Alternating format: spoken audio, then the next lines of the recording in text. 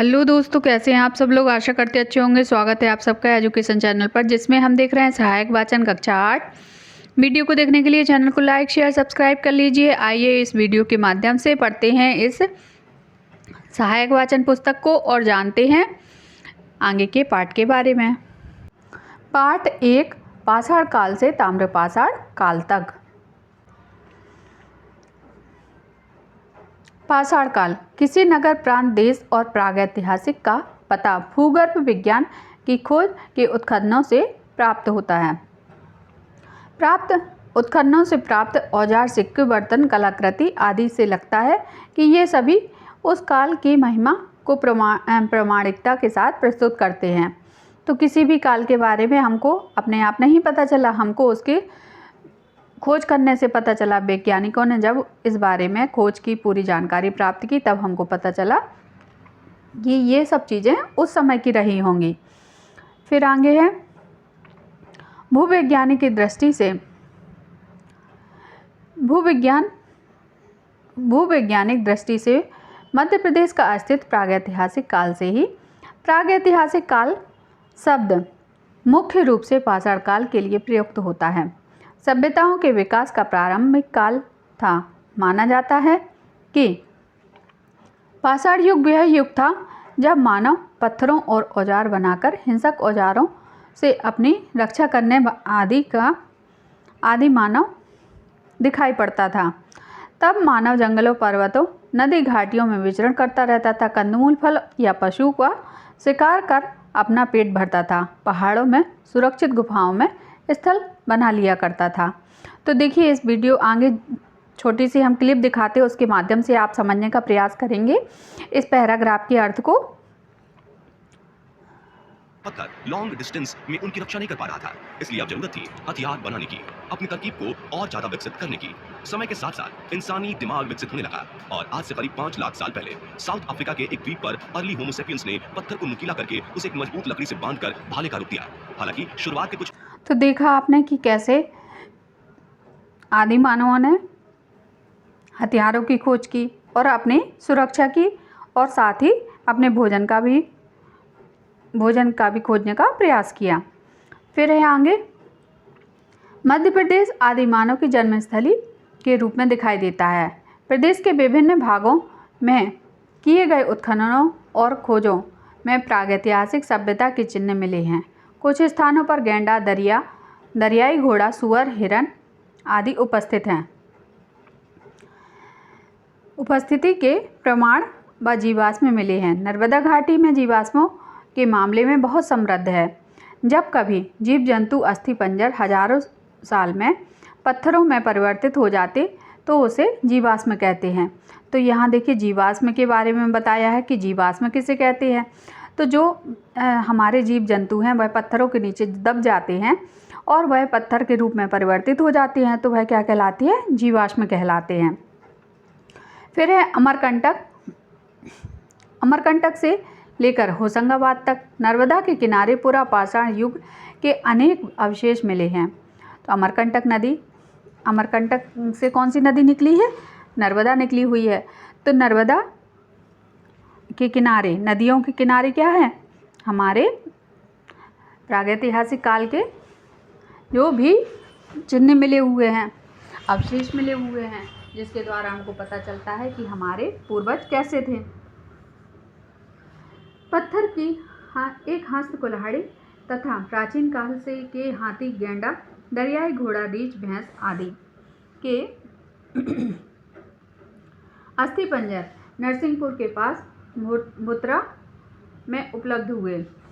जिन परतों में हस्त कुल्हाड़ी मिली वह लगभग 4 लाख वर्ष प्राचीन मानी गई। 1982 में नर्मदा घाटी में सीहोर जिले की बुदनी तहसील में के गांव में हथनोरा में आदि मानव का पत्थर बन चुका कपाल मिला और 6 लाख वर्ष पुराना। यह भारत के प्राचीन आदि मानव का अवशेष है। इस खोज से मध्य प्रदेश की प्राचीनता उजागर हुई। वह 6 लाख वर्ष पुराना था। तो देखिए, 6 लाख वर्ष पुराना क्या बन चुका था? पत्थर का कपाल बन चुका था, मतलब जीवाश्म बन चुका था। उसके अवशेष हमको 6 लाख वर्ष बाद मिले।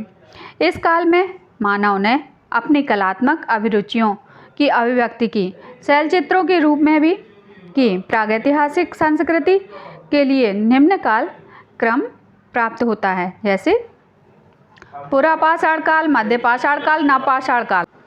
नवपाषाण काल, पुरापाषाण काल किसे कहेंगे? प्रागैतिहासिक कालीन अवशेषों में पाषाण उपकरण प्राप्त हुए। इन उपकरणों के आकार प्रकार, इन पर धार बनाने के लिए फलकीकरण के आधार पर इसको कई भागों में विभक्त किया गया। पुरापाषाण काल के कई चरण देखे गए। कालांतर में विद्वानों द्वारा पुरापाषाण काल का विभाजन निम्न पुरापाषाण काल, मध्य पुरापाषाण काल और उत्तर पुरापाषाण काल के में किया गया। इन कालों से संबंधित उपकरणों का विवरण उसी क्रम में है। तो देखिए, पुरापाषाण काल को भी 3 कालों में विभक्त किया गया: पुरापाषाण काल, मध्य पुरापाषाण काल और उत्तर पुरापाषाण काल, निम्न पुरापाषाण काल। तो इन कालों के अनुसार देखिए कालों को कैसे विभक्त किया गया। निम्न पुरापाषाण काल, इस युग में मनुष्य नदियों के किनारे की कगारों पर पर्वत कंदराओं में रहता था। इस काल का विशेष औजार, जिसे बिना बैंट अथवा लकड़ी के बैंट के साथ उपयोग में लिया जाता था, हस्त कुठार हैंडेक्स था। इसके अतिरिक्त खुरचनी, मुष्टि कुंठा और बेहुल तथा क्रोड भी इस काल के औजार थे। अमरकंटक से लेकर होशंगाबाद तक नर्मदा के किनारे पुरापाषाण युग के अवशेष मिले हैं। पुरापाषाण काल के अवशेष चंबल, कुंडाला पर्वत, पार्वती, वीना, बेतवा, नर्मदा, सोन, सीधी, शहडोल, सागर, जबलपुर, पूर्व तथा पश्चिम, निमाड़, मंदसौर, विदिशा, होशंगाबाद, छतरपुर, रीवा, सिवनी, पन्ना, धार जिलों में भी मिले। तो देखिए, ये जो हमारा निम्न पुरापाषाण काल है, तो ये पूरा हमारा नर्मदा नदी के किनारे बसा हुआ था। उसमें क्या किया लोगों ने? पत्थरों के जो ये औजार बनाए हुए हैं, तो इन औजारों में क्या है? मुष्टि का मतलब पकड़ने के लिए इसमें कुछ भी नहीं था। देखिए, पत्थरों को ही नुकीला किया गया है और इसी से वो अपना शिकार करते थे। तो इस टाइम पर उन्होंने इसमें कोई भी बैंट का प्रयोग नहीं किया, मतलब हैंडल नहीं लगाया पकड़ने के लिए। फिर मध्य पुरापाषाण काल आया। तो मध्य पुरापाषाण काल में क्या हुआ? विद्वानों का मत है कि भारतवर्ष में निम्न पुरापाषाण काल और उत्तर पुरापाषाण काल के बीच को मध्यांतर या मध्य पुरापाषाण काल कहा गया। इस काल में उपकरण फलक पर बनने लगे, छोटे हो गए। अब देखिए, अभी तक क्या है? बड़े बड़े बनते थे, काट के उनको जितना बन पाता था उतना बनता था। अब क्या है? उन्होंने और उसको सफाई से बनाना सीख लिया।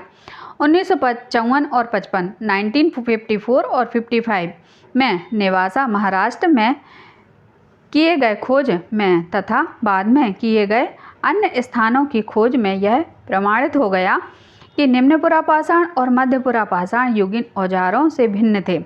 इस काल में बनाए गए औजारों का निर्माण कला भी भिन्न थी। कुछ औजार तो पूर्व संस्कृति के समान ही लंबे बनाए गए, परंतु इसके विपरीत 3 सेंटीमीटर से छोटे बने ये औजार जैस्पर, चार्टर, फ्लिंट और चाल्सीडोनी आदि उच्च कोटि के मुलायम पत्थरों से बनाए जाने वाले औजारों में विभिन्न प्रकार की खुरचनियों और स्क्रैपर पर बेदनी, बोरर प्रमुख हैं। मध्य प्रदेश में चंबल, बेतवा, नर्मदा, सोन नदियों की घाटियों में मध्य पुरापाषाण युगीन औजार प्राप्त हुए। जबलपुर, सागर, मंदसौर, नरसिंहपुर, दमोह, सिवनी, सीधी, विदिशा, गुना, होशंगाबाद, ग्वालियर, छिंदवाड़ा, उज्जैन आदि जिलों में मध्य पुरापाषाण युगीन औजार प्राप्त होने वाले स्थल मिले। तो देखिए,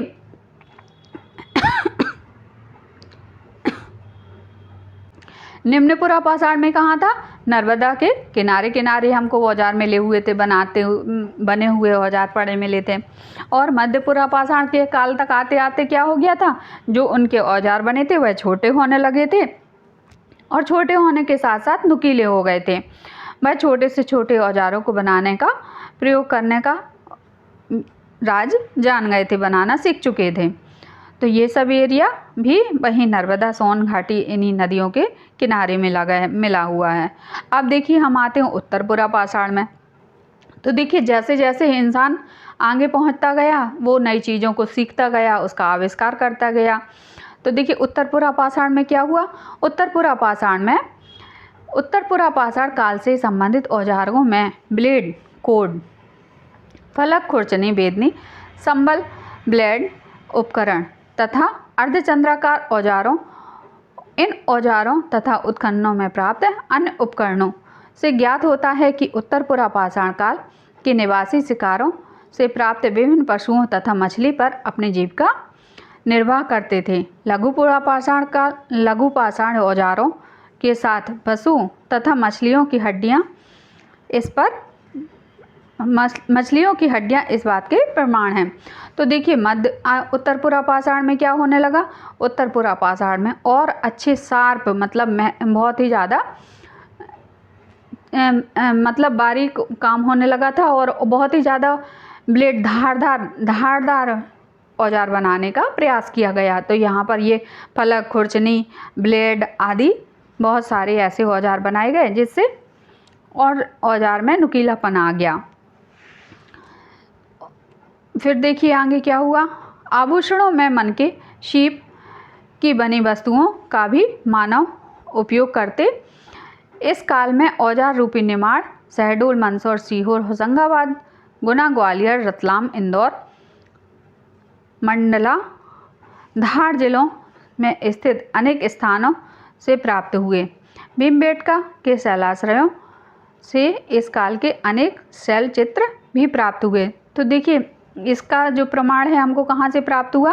तो इस काल में आते आते लोग आभूषण पहनना भी सीख गए थे। आभूषण मतलब जो भी जेवरात होते हैं तो उनको बनाना, पहनना, उसका उपयोग करना सीख गए थे। तो यहाँ इसके हमें प्रमाण मिलते हैं, वो है हमें मंदसौर, सीहोर, होशंगाबाद, गुना, रतलाम, इंदौर आदि के पास मिलते हैं। भीमबेटका के शैलाश्रयों मतलब शैल चित्रों में, जो शैल मतलब जो भी पत्थर पर चित्र बने हुए हैं उन पर हमें इसके अवशेष प्राप्त हुए। फिर है मध्य पाषाण काल। अभी तक हम पुरा पाषाण काल के बारे में पढ़े, तो पुरा पाषाण काल को 3 भागों में बांटा गया था। अब हम पढ़ रहे हैं मध्य पाषाण काल। तो यह भूविज्ञान के नूतन काल से संबंधित है। इस समय हिमयुग समाप्त हो गया था एवं इस समय गर्म जलवायु का प्रारंभिक चरण था। इस युग का मानव आखेटक, संग्राहक और मांसाहार के साथ साथ कंदमूल, फल सेवन करने लगा था। इस काल में उपकरण छोटे थे, जैसे हंसिया, चाकू। अधिकांश उपकरण छोटी ब्लेड से निर्मित मिलते थे, इसलिए इस काल के उपकरणों को लघु पाषाण काल या माइक्रोलिथ कहा गया। और इस काल में मृदु भांडों, मिट्टी के बर्तनों पर चित्र भी प्राप्त हुए। बहुमूल्य पत्थरों पर निर्मित अनेकानेक मनके आभूषणों के परिचायक हैं। इस काल से संबंधित शैल चित्र के प्रमाण भीमबेटका, आदमगढ़, सागर, पचमढ़ी, रायसेन, नरसिंहगढ़, रीवा, सतना, ग्वालियर, शिवपुरी, भानपुरा में प्राप्त होते हैं।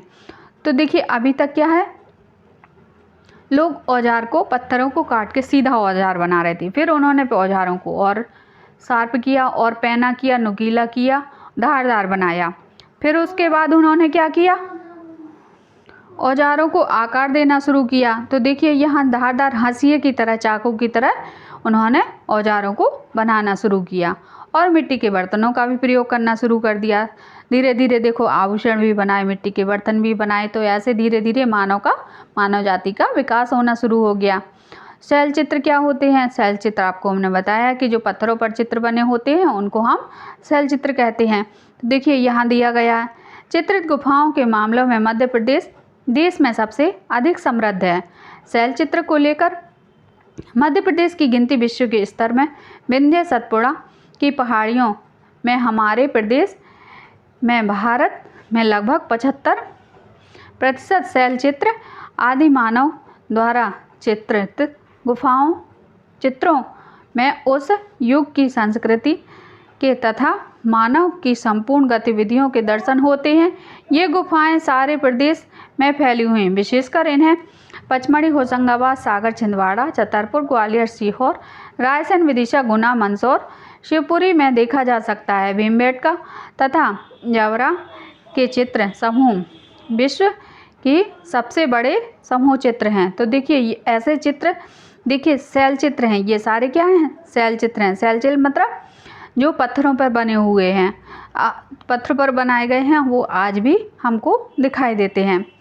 भीमबेटका के शैल चित्र मध्य प्रदेश में मध्य पाषाण संस्कृति के औजारों का भी बड़ी संख्या में मिले हैं। नर्मदा की घाटी में ये नरसिंहपुर, होशंगाबाद, महेश्वर में पाए जाने वाले मंदसौर, इंदौर, भीमबेटका, दमोह, कभी सोनार तथा ब्यारमा नदियों की घाटियों में औजार मिले हैं। सोन नदी घाटी में लगभग 500 औजार प्राप्त हुए। इसके साथ ही रतलाम, उज्जैन, सीहोर, भोपाल, जबलपुर, मंडला, सागर, छिंदवाड़ा, पन्ना, छतरपुर, गुना, धार आदि में मध्य पाषाण कालीन अवशेष मिले हैं। उत्खननों में ऐतिहासिक काल में पुरापाषाण सामग्री में बड़ी संख्या में खोजी गई। तो पुरापाषाण की सामग्री हमको बहुत ही ज़्यादा प्राप्त हुई, वो भी मध्य प्रदेश में, मध्य प्रदेश के एरिए में ये सब चीज़ें बहुत ज़्यादा रूप से मिली। देश में हमारा इसीलिए नाम मध्य प्रदेश का उच्च नाम लिया जाता है। फिर है भोपाल के निकट भीमबेटका, रायसेन, होशंगाबाद के निकट आदमगढ़ की गुफाओं तथा सागर के निकट पहाड़ियों में एवं मुरैना जिले में पहाड़गढ़ के निकट से प्राप्त शैल चित्रों से उस समय के मानव की कलात्मक अभिरुचि और जीवन शैली के प्रमाण प्राप्त होते हैं। तो देखिए कहीं कहीं ये भोपाल की जो के निकट जो भीमबेटका है रायसेन में, तो वहाँ से क्या प्राप्त हुआ? वहाँ से जो भी उनकी दिनचर्या थी आदि मानवों की, वो कैसे रहते थे, कैसे क्या का अपना खाना पीना बनाते थे, खाते थे, क्या करते थे, तो उसके बारे में वहाँ की गुफाओं से हमको प्राप्त हुआ है। उनकी जीवन शैली के बारे में पता चला है। फिर है नवपाषाण काल। अब नवपाषाण काल किसे कहते हैं? यह वह समय था जब मानव घुमंतू और खानाबदोश जीवन से सामाजिक जीवन की ओर बढ़ा। मध्य प्रदेश में नवपाषाण काल घोट अच्छी तरह तरासे गए, चमकाए गए। औजार जबलपुर, होशंगाबाद, दमोह, हटा, होशंगाबाद आदि में मिले हैं। इस युग में कई विधाएं प्रारंभ हुई। आदिमानव भ्रमणशील जीवन शैली एक निश्चित स्थान पर रहने लगा। इस युग के उपकरणों में पालिश युक्त चमकीले होते गए और इस युग के उपकरणों में स्लेट, कुल्हाड़ी, बसूला, चीजक, रचक और घन तथा ओप करने वाले उपकरण प्रमुख हैं। इन उपकरणों के साथ अस्थि निर्मित पालिश युक्त उपकरण प्राप्त होते हैं, जिनमें रोटी, हेड़किस, हुक, रिंग, पॉइंट आदि नवपाषाण युग के उपकरणों के अध्ययन से ज्ञात होते हैं। इस काल का मनुष्य सभ्यता की दृष्टि से प्रगति की ओर अग्रसर हुआ। इस काल में मनुष्य ने कृषि का कार्य ज्ञान प्राप्त किया, पशुपालन प्रारंभ किया, मृदुभांड कला का आविष्कार किया, वस्त्र निर्माण, गृह निर्माण, अग्नि का प्रयोग करना सीखा। इस प्रकार नवपाषाण युग में वर्तमान सभ्यता के अनेकों अंगों का बीजारोपण हुआ। तो देखिए जैसे जैसे सभ्यता का विकास होता गया, मानव ने सभ्यता का विकास किया, साथ साथ अपना भी विकास किया और रहन सहन का भी उसका विकास हुआ। तो उसमें ने बहुत ज़्यादा परिवर्तित होता गया। जैसे पहले वह क्या है, सिर्फ औजार बनाया पत्थरों से, फिर उसने धीरे धीरे आपने भोजन को पकाना शुरू किया, पकाकर भोजन खाना शुरू किया, फिर आभूषण किया, फिर बर्तन बनाने शुरू किए। ऐसे धीरे धीरे उसकी दिनचर्या में परिवर्तन, जीवन शैली में उनके परिवर्तन आना शुरू हो गया। और धीरे धीरे उन्होंने बहुत सारे उपकरणों का भी प्रयोग करना शुरू कर दिया, जैसे कुल्हाड़ी हुआ, बसूला हुआ, रेचक हुआ। तो ये सब उन्होंने नए नए प्रकार के जो है उपकरण बना लिए। फिर आया ताम्रपाषाण। पाषाण से हम लोग ताम्रपाषाण में पहुँचे। ताम्रपाषाण विश्व के अन्य भागों की तरह भारत में भी पाषाण उपकरणों के साथ साथ धातु उपकरणों का भी प्रयोग प्रारंभ हुआ। तो देखिए, अभी तक पत्थरों के उपकरणों के प्रयोग करके मानव अपने जीवन शैली को पूरा करता था। अब क्या है, वह धातुओं का उपयोग करना शुरू कर दिया, जिसमें सबसे पहली धातु कौन सी आई? तांबा। तांबा सर्वप्रथम उपयोग में लाया गया, अतः यह युग को ताम्रपाषाण के नाम से जाना जाता। कालांतर में मनुष्य ने यह अनुभव किया कि अति कठोर कार्यों के लिए तांबे अधिक उपयोगी नहीं है, अतः इसकी आवश्यकता पूर्ति हेतु मनुष्य ने तांबे से मिश्रित धातु कांसे का आविष्कार किया। अतः कांस्य युग के, जिसे कांस्य युग के नाम से जाना गया। तो देखिए, तांबे की धातु का उपयोग किया। तांबे की धातु के उपयोग के साथ साथ उसने सोचा कि तांबे की धातु ज़्यादा कठोर नहीं है, इससे हम ज़्यादा प्रहार नहीं कर सकते हैं। तो उसने उसमें क्या मिलाया? कांसा मिलाया। कांसा मिला के उस धातु से उसने औजार बनाने शुरू किए, बर्तन बनाने शुरू किए। तो यह काल जो कहलाया, वह क्या कहलाया? वह कहलाया कांस्य युग। फिर है ताम्र काल में मध्य प्रदेश में नर्मदा, चंबल और बेतवा के तट पर मोहनजोदड़ो और हड़प्पा की समकालीन सभ्यता के अवशेष, कायथा और दंगवाड़ा उज्जैन जिला, आवरा, आहार, मंदसौर, पिपल्या और लोरका, रायसेन, एरन, सागर, महेश्वर, नावदटोली, पश्चिम नेमाड़ और विजयनगर, विदिशा आदि की में बड़ी संख्या में मिले। इस प्रकार मालवा के क्षेत्र ताम्रपाषाण संस्कृति की धरोहर के लिए समृद्ध हुए। तो देखिए, सबके अवशेष जो है हमारे आसपास के क्षेत्रों में प्राप्त हुए, तो उस क्षेत्र के बारे में भी बताया गया है। इस काल में मानव की क्रियाकलापों में बहुत से परिवर्तन दिखाई पड़ते हैं। इस समय मानव पक्के मकान बनाने के लिए ईंटों का निर्माण करने लगा था। इसके अलावा उद्योग धंधे करने लगा था। धर्म के प्रति उसकी आस्था बढ़ गई थी। उसने पूजा प्रार्थना करना शुरू किया था। नृत्य, संगीत, पारिवारिक जीवन से विभिन्न दृश्यों के युग के मानव जीवन में होना पाया गया है। तो देखिए, आगे की इस वीडियो के माध्यम से हम छोटी सी क्लिप के माध्यम से और हम इसको समझने का प्रयास करेंगे। लॉन्ग डिस्टेंस में उनकी रक्षा नहीं कर पा रहा था, इसलिए अब जरूरत थी हथियार बनाने की, अपनी तरकीब को और ज्यादा विकसित करने की। समय और आज से करीब 5 लाख साल पहले साउथ अफ्रीका के एक द्वीप पर अर्ली होमोसेपियंस ने पत्थर को नुकीला करके उसे एक मजबूत लकड़ी से बांधकर भाले का रूप दिया। हालांकि शुरुआत के कुछ होमोसेपियंस ने ही इस भाले का इस्तेमाल किया था, लेकिन जल्दी ही यह आविष्कार पूरे अफ्रीका में के अलावा भोजन के लिए शिकार करने के लिए भी करते थे। इंसानों ने भाले को अपना लिया था और जानवर भी इस हथियार से वाकिफ होकर इंसानों से दूर भागने लगे थे। 6 मिनटों में पूरे जंगल को जलाकर राख कर देने वाली आग इनके लिए बिल्कुल नहीं थी। पहले तो हमारे पूर्वज इस आग से डरने लगे थे, लेकिन फिर सर्द मौसम में इस आग से मिल रही गर्मी, चारकोल और रोशनी को देखकर उनके लिए आग एक वरदान बन चुकी थी और शुरुआत में वो इस आग को बचाकर रखने लगे। इसके लिए वो जलते हुए जंगलों की टहनी होने से आग निकलती है और कुछ समय में हमारे पूर्वज आग की खोज होमोसेपियंस ने नहीं बल्कि यूरोप की निएंडरथाल्स प्रजाति ने की थी। यहाँ गौर करने वाली बात यह है कि अलग अलग प्रजातियों का ह्यूमन एवोल्यूशन उनकी जरूरतों के हिसाब से हुआ। जैसे कि होमोसेपियंस जल्द शिकार नहीं कर पाते थे, उन्होंने भाले की खोज की और आइस एज विंटर में खुद को गर्म रखने के लिए निएंडरथाल्स ने आग की खोज की थी, क्योंकि अफ्रीका में तो मौसमी गर्मी के चलते होमोसेपियंस को आग की उतनी जरूरत महसूस नहीं हुई थी। हालांकि बाद में हमारे पूर्वजों ने इस तकनीक का भी आदान प्रदान किया। तो यहाँ देखा आपने इस वीडियो के माध्यम से कि कैसे कैसे हमारे मानव का विकास हुआ और मानव ने विकास किया, साथ साथ उसने अपनी सभ्यता का, अपने खोज का और अपने आविष्कार का दिन पे दिन और ज़्यादा प्रयास किया। तो नए नए आविष्कार किए, रोज़ रोज़ नए आविष्कार करते करते मानव सभ्यता का विकास होता गया। तो यहाँ हम इसको यहीं समाप्त करते हैं। आगे की वीडियो में इसके प्रश्नों के उत्तर को करेंगे। इसको यहीं समाप्त करते। धन्यवाद।